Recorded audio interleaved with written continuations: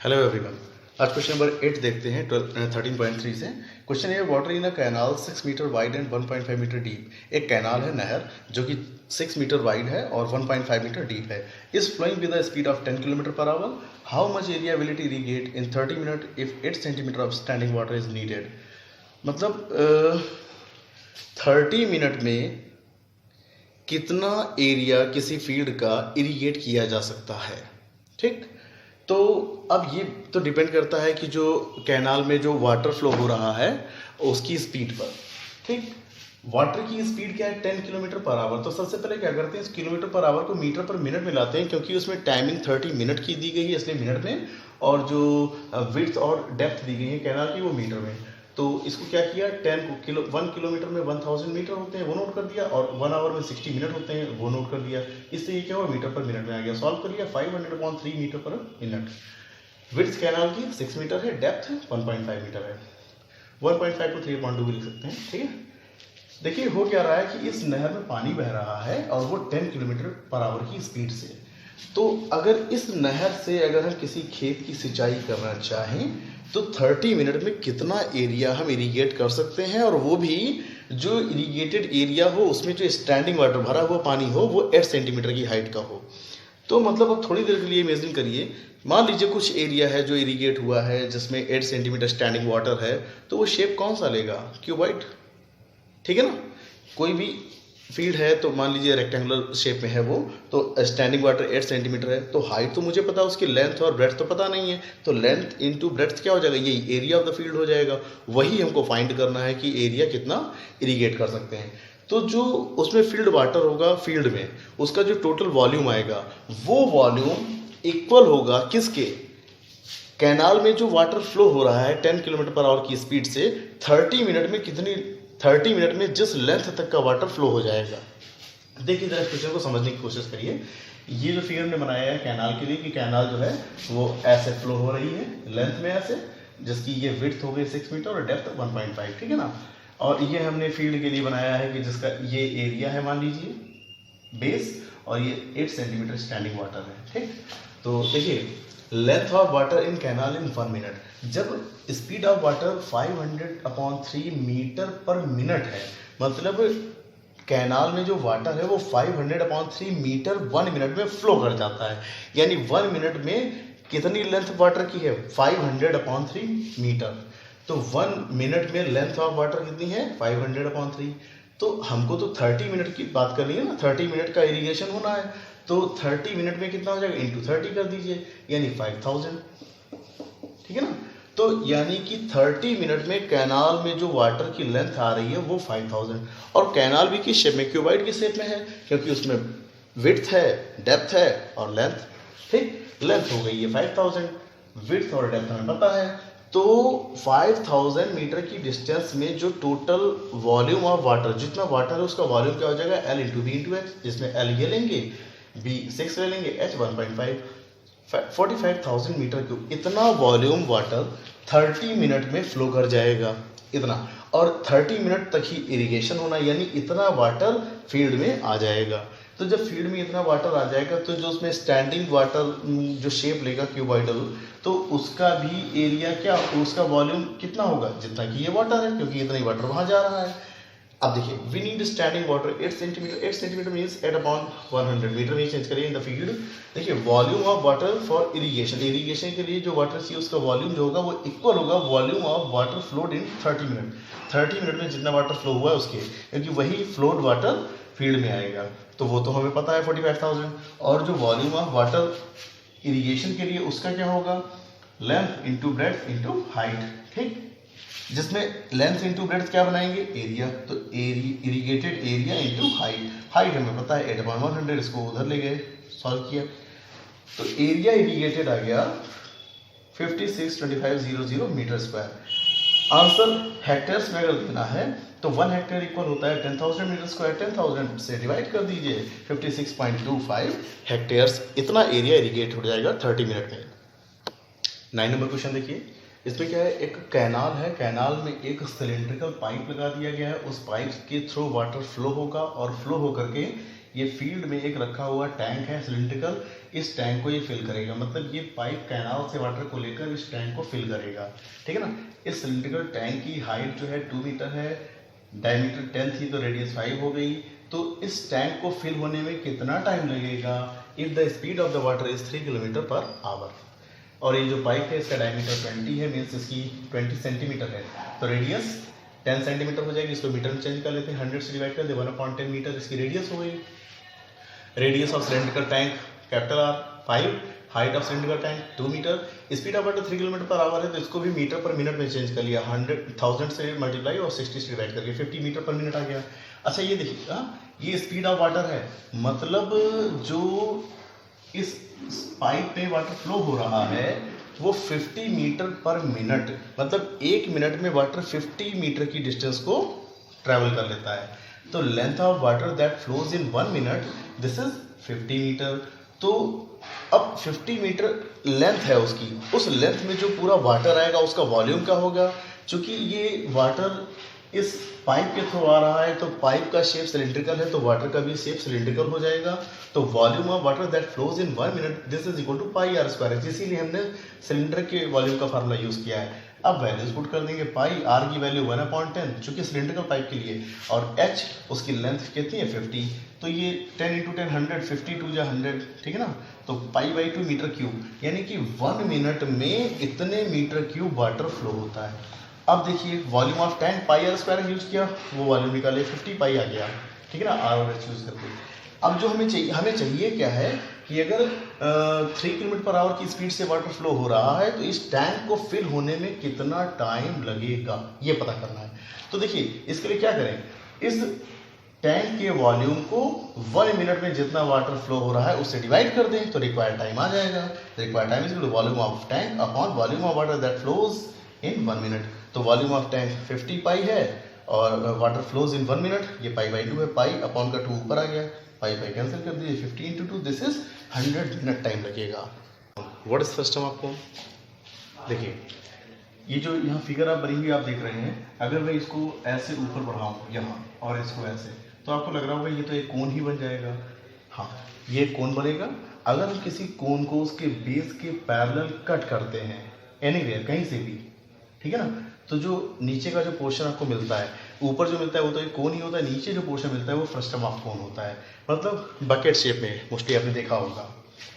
तो ये जो फ्रस्टम ऑफ कोन है, इस शेप को फ्रस्टम ऑफ कोन बोलेंगे। इसमें ये वर्टिकल हाइट है, इसको एच से नोट किया जाएगा, ये स्लैंट हाइट है, ठीक है ना, लैटरल हाइट भी बोलते हैं इसको स्मॉल एल से नोट किया जाएगा। और फ्रस्टम में हमेशा 2 बेस होंगे, दो एंड्स होंगे, और वो दोनों का एक का साइज कम होगा, ठीक है ना, एक का बिगर होगा, एक स्मॉलर साइज में होगा, एक बिगर साइज में होगा। तो जो स्मॉलर हो उसकी रेडियस को आप स्मॉल आर ले लीजिए, और जो बिगर एंड हो उसकी रेडियस को capital R. Don't use R1 R2, उसमें आप कंफ्यूज हो सकते हैं, कहीं फार्मूले मिस्टेक कर सकते हैं, इसलिए आप स्मॉल आर और कैपिटल आर यूज करें, ठीक। अब फ्रस्टम का अगर वॉल्यूम चाहिए कि जैसे ऐसी कोई बकेट हो, ठीक है ना, और उसमें अगर वाटर फिल्ड है तो टोटल कितना वाटर फिल्ड है ये पता करना है, तो उसके लिए वॉल्यूम फाइंड करते हैं। उसके लिए ये फार्मूला यूज किया जाएगा, CSA कर्व्ड सरफेस, जो साइड में कर्व्ड पोर्शन है वो CSA फाइंड करना है, तो ये फार्मूला यूज करिएगा। और TSA टोटल सरफेस एरिया, यानी कि कर्व्ड सरफेस एरिया में दोनों एंड्स को भी अगर ऐड कर दिया जाए तो ये आ जाएगा। अच्छा, जैसे कि कोन में स्लैंट हाइट जो होती थी L का H और R से रिलेशन होता था, L² = H² + R², इसी तरीके से यहाँ भी स्लैंट हाइट का है, बट ये चेंज है, L² = H² + R-R, capital R - small r² का होल स्क्वायर, ठीक है। अब क्वेश्चन नंबर 1 देखिए, एक्सरसाइज 13.4 से। एक ग्लास है, ड्रिंकिंग ग्लास, ये फ्रस्टम की शेप में है, इसकी टोटल हाइट 14 सेंटीमीटर है, और जो बेस डायमीटर है वो 2 सेंटीमीटर, और जो अपर डायमीटर है वो 4 सेंटीमीटर है। तो और हमें फाइंड क्या करना है कि इसकी कैपेसिटी कितनी है, इसमें कितना वाटर फिल हो सकता है। कैपेसिटी फाइंड करना है, means we have to find the volume of the frustum. Height of the frustum shaped glass, H is equal to 14 centimeter, both radius R is equal to diameter 4 थी, तो 2 से divide किया तो 2 centimeter radius आ गई। Small r is 2/2, this is 1 centimeter. We have to find the capacity of glass. Capacity of glass is equal to volume of frustum shaped glass. इसका formula put कर दिया है, पास सारी वैल्यूज पाई H R सबकी values put कर दी, इसको 7 से divide कर दीजिए, 22 2 44/3, ये 4 + 1 5 2 7, ये हो गया 308/3, डिवाइड करेंगे इसको तो 102/2/3 सेंटीमीटर क्यूब। तो इतना वॉल्यूम हो गया, hence the capacity of the glass is this. अच्छा यहाँ देखिएगा जो हमने इसको मिक्स फ्रैक्शन में लिखा है, चूंकि आंसर शीट में ऐसा दिया गया तो मैंने इसको ऐसे लिख दिया है, वरना आप चाहें तो आप यहीं पर आंसर छोड़ सकते हैं या इसको आप डेसिमल में भी ला सकते हैं, सारे आंसर करेक्ट होंगे। नाउ क्वेश्चन नंबर 2, इसमें क्या है, फर्स्ट टर्म ऑफ कोन है जिसकी स्लैंट हाइट 4 सेंटीमीटर है और इसकी जो दो एंड है बेस एंड, इसकी सरकमफ्रेंस पेरीमीटर 6 सेंटीमीटर है और जो अपर सरफेस है उसका पेरीमीटर 18 सेंटीमीटर है। लिख दिया हमने slant height of the first term of a cone that is L is equal to 4 centimetre. Perimeter of one end, एक एंड का पेरीमीटर 18 है। पेरीमीटर ऑफ, वैसे एंड कैसे होते हैं, एंड तो सर्कुलर शेप में है ना, तो perimeter of one end is equal to 2πr that is 18, 2 से डिवाइड कर लीजिए, πr इक्वल 9। देखिए दो पेरीमीटर थे 18 और 6, उसमें से ग्रेटर चूंकि 18 है इसीलिए हमने इसके पेरीमीटर में कैपिटल R यूज किया है, और perimeter of another and that is 6 centimetre, तो ये 2π स्मॉल r हो गया, 2 से डिवाइड किया, πr इक्वल 3 हो गया। मैं यहाँ पर इसको सॉल्व तो कर सकता हूँ, पाई की वैल्यू भी पुट कर सकता हूँ, बट ना करें, आगे ये इजी रहेगा, हमें कम कैलकुलेशन से ही काम चल रहा है। हमें फाइंड क्या करना है, इस फर्स्ट टर्म का हमें फाइंड करना है कर्व्ड सरफेस एरिया CSA का फार्मूला ये होता है। अब इसमें क्या करिए, पाई से मल्टीप्लाई कर दीजिए अंदर ब्रैकेट में, तो pi capital R pi small r। अब आप देख रहे होंगे, देखिए पाई कैपिटल R की डायरेक्ट वैल्यू हम पुट कर सकते हैं यहाँ पर पाई स्मॉल r की, तो हम क्यों यहाँ से वैल्यू R की निकालेंगे, हम डायरेक्ट पुट करेंगे, L इज इक्वल टू 4, 9 + 3 12 4 जा 48, तो curved surface area first term is 48 centimetre square. Now question number 3, इसमें क्या है, जो तुर्किश लोग होते हैं वो एक कैप लगाते हैं, उस कैप को फेज बोला जाता है, वो इस शेप की होती है, ऊपर से तो बंद रहती है कैप, नीचे से खुली रहती है लगाने के लिए, और इस कैप का जो अपर बेस है उसकी रेडियस 4 सेंटीमीटर है और जो लोअर बेस है उसकी रेडियस 10 सेंटीमीटर, स्लैंट हाइट 15 है। हमें फाइंड ये करना है कि इस कैप को बनाने के लिए जो मटेरियल यूज़ होगा वो उसका एरिया कितना है।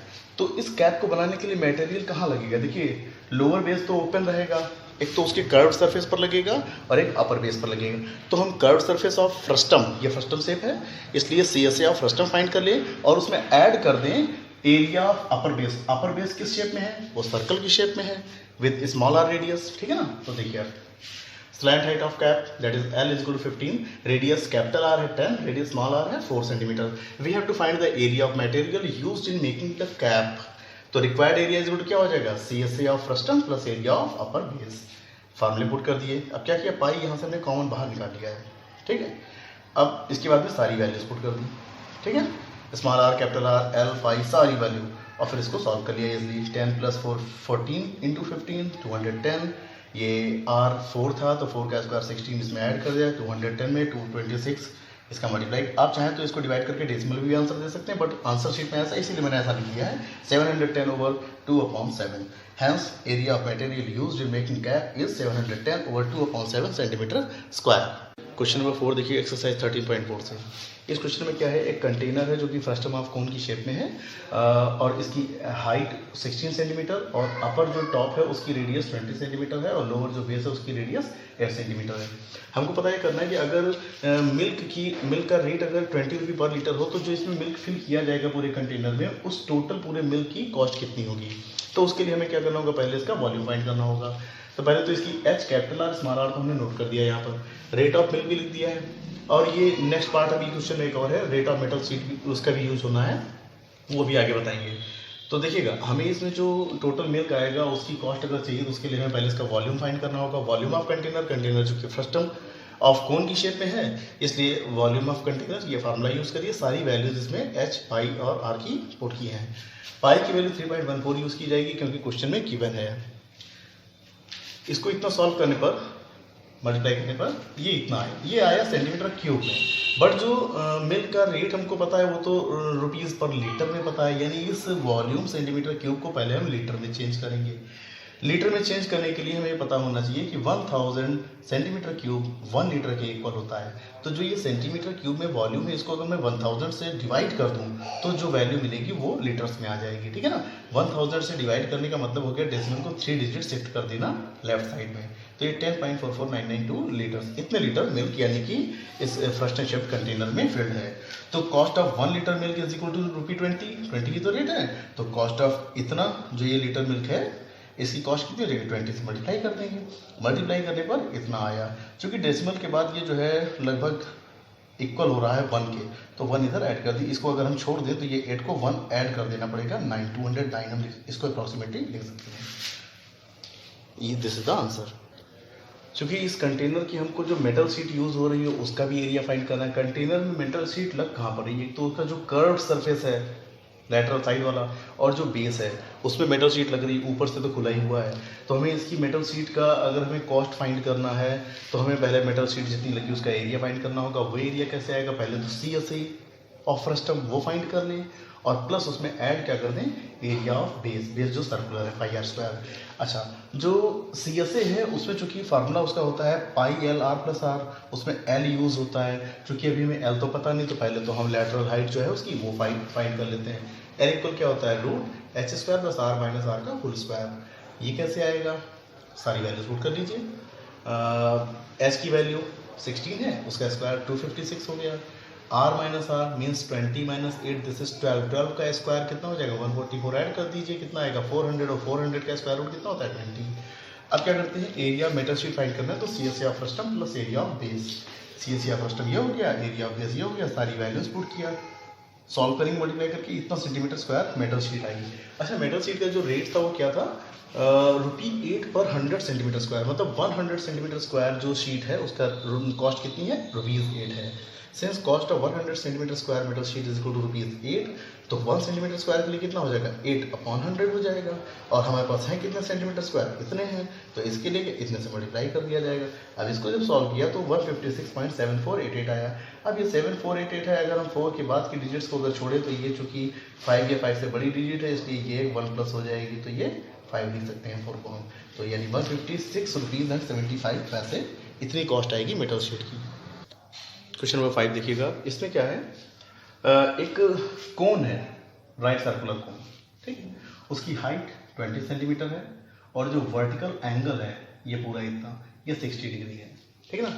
अब क्या करते हैं, इस वर्टिकल ये जो राइट सर्कुलर कोन है इसकी हाइट के मिड से, अगर बीच से और बेस के पैरेलल इसको कट कर दिया जाए, कोन को कट कर दिया जाए, तो कट करने से ऊपर का जो पोर्शन होगा वो तो कोन शेप में होगा, बट जो नीचे का पोर्शन मिलेगा वो फ्रस्टम शेप में मिलेगा। अच्छा, अब चूंकि ये सॉलिड मेटालिक कोन था एक, इसको क्या करना है, इस फ्रस्टम से हमको ड्रॉ करके वायर बनाना है, खींच करके इस वायर बनाना है। अच्छा, तो जो वायर बनाना है उसकी डायमीटर दे दी गई है कि 1/16 सेंटीमीटर रहेगी। तो वो वायर जो हम बनाएंगे खींच करके इस फ्रस्टम से, तो उस वायर की लेंथ कितनी जाएगी हमें वो फाइंड करना है। तो पहली चीज़ तो ये जो वायर होता है वो सिलेंडर की शेप में होता है, क्योंकि वो वायर जो बनाना है मुझे फ्रस्टम से ही बनाना है, तो इसका मतलब तो ये हो गया कि जो फ्रस्टम का वॉल्यूम होगा वही उस वायर का वॉल्यूम होगा, ठीक है ना।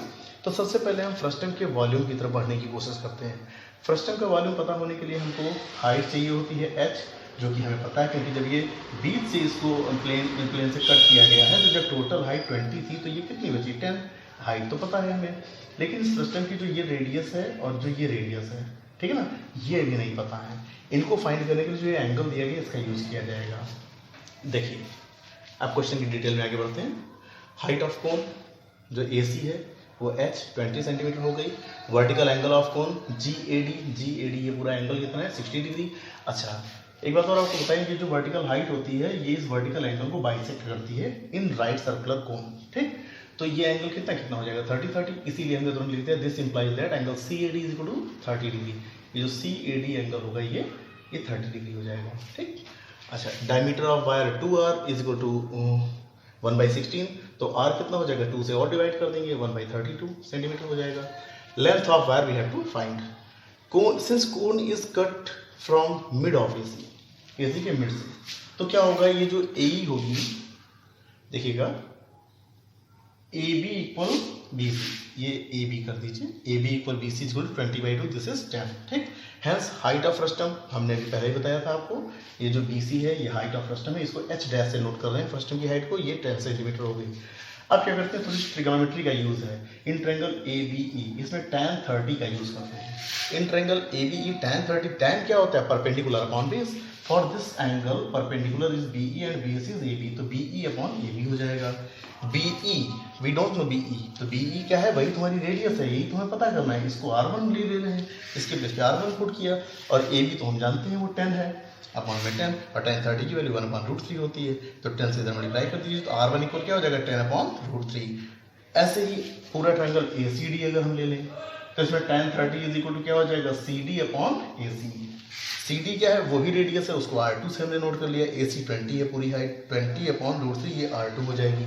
अब देखिए, since wire is drawn from the frustum, ये जो वायर ड्रॉ किया गया है ये फ्रस्टम से ड्रॉ किया गया है, it means the volume of frustum will be equal to the volume of the wire drawn. Therefore volume of cylindrical wire is equal to volume of frustum. Volume of cylindrical wire, wire का volume क्या होगा, ये formula होगा पाई r square है, और volume of frustum का formula क्या होगा, वो ये यहाँ पर याद रखिएगा, हाइट के प्लेस पर h डैश यूज करेंगे हमने, क्योंकि height of frustum s dash से नोट किया है।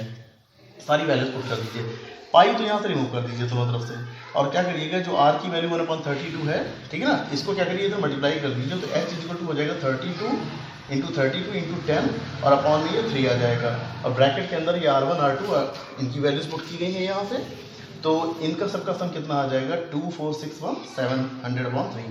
अब इस सबको मल्टीप्लाई करके और 3 3 9 से जब आप डिवाइड करेंगे तो आप ये पाएंगे डेसिमल के बाद 4444 ही आता रहता है, ठीक है ना।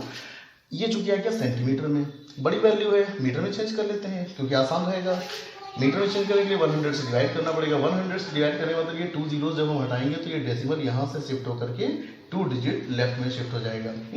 ये हो जाएगा 7964.44, ठीक है ना, इतना metre. Hence the length of wire is 7964.44 metre.